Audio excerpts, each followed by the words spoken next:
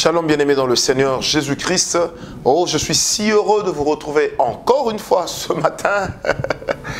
Parce que c'est vraiment une grâce d'être là et de parler justement des actions de grâce. Alors, nous ouvrons un nouveau chapitre dans notre sujet sur les actions de grâce. Nous voulons parler sur les sortes d'actions de grâce qui existent. Les sortes d'actions de grâce qui existent. Combien en existe-t-il? Quelles sont les actions de grâce que nous pouvons monter vers Dieu?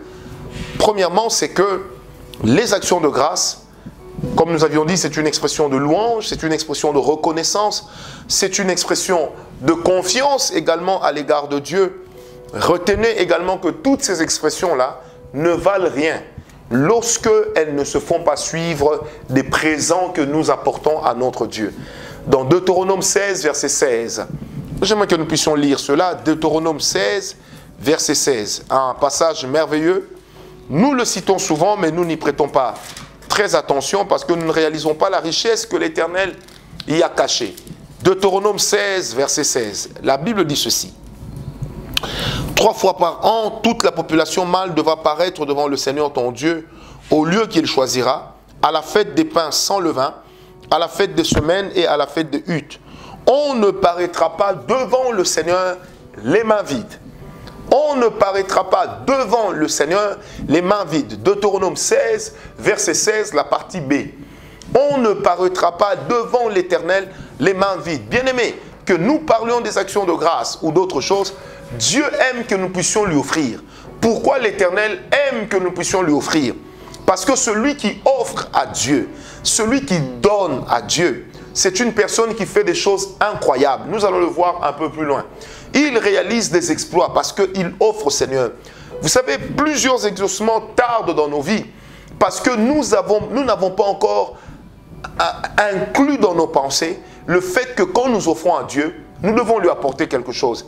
Vous savez, c'est comme un homme qui dit toujours à sa femme, chérie, je t'aime, chérie, je t'aime. Mais quelquefois, il faut aussi des actes qui montrent qu'on aime cette femme.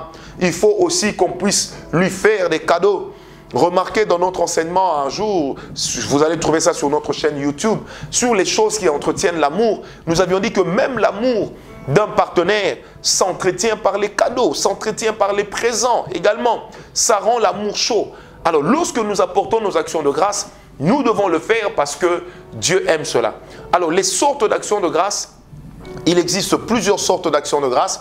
Sachez que plusieurs commencent par deux. La première sorte d'action de grâce, c'est ce que nous appelons les offrandes d'action de grâce.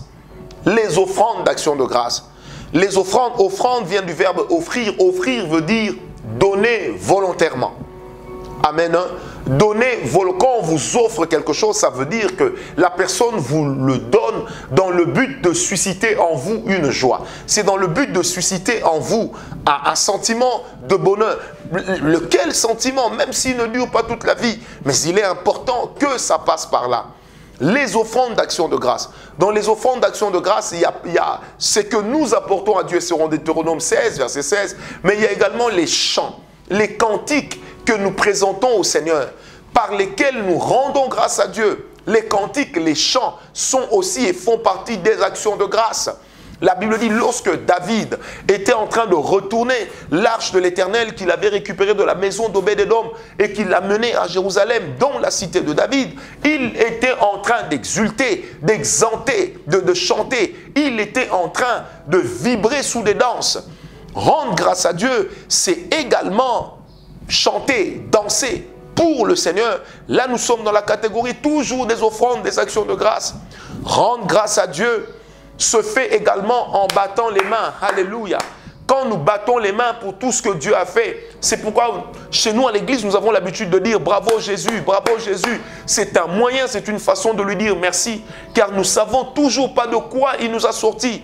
Quelquefois, bien aimé, l'Éternel n'a pas besoin de cris, il n'a pas besoin, il a juste besoin qu'on acclame le Seigneur. Alléluia. C'est pourquoi la Bible dit les arbres des champs acclament le Seigneur. Il a besoin que nous puissions crier sa grandeur sur tous les toits. Là, nous sommes dans les offrandes d'action de grâce. Et quand nous le pouvons, joignons à cela quelque chose que nous apportons chez nous à l'église, quelque chose que nous apportons pour témoigner notre reconnaissance à Dieu. Quelqu'un m'a dit, oui, mais quand nous apportons les offrandes à l'église, ça ne va pas vers Dieu, ça va vers les hommes. Mais en effet, Parce que le Seigneur ne peut pas être représenté par une entité, par une organisation, mais le Seigneur se fait toujours représenter par des hommes. Ce n'est pas pour rien qu'il a dit, vous ne donnerez pas aux Lévites une terre, parce que les Lévites occuperont mes terres, ils auront ma part. Ce qui me reviendra, c'est ce de quoi les Lévites se nourriront. Bien-aimés, Dieu a donné volontairement sa part aux Lévites. Comment pouvons-nous la leur priver? Amen. Quand nous rendons des actions de grâce à Dieu, nous apportons quelque chose pour dire Seigneur, merci. Nous apportons quelque chose pour dire Éternel, nous sommes infiniment reconnaissants. Et tout ça fait partie des offrandes d'action de grâce. Des offrandes d'action de grâce parce que nous disons merci au Seigneur après qu'il ait travaillé. Merci au Seigneur après qu'il ait posé un acte en notre faveur. Merci au Seigneur après qu'il nous ait témoigné de sa bonté. Paix et grâce.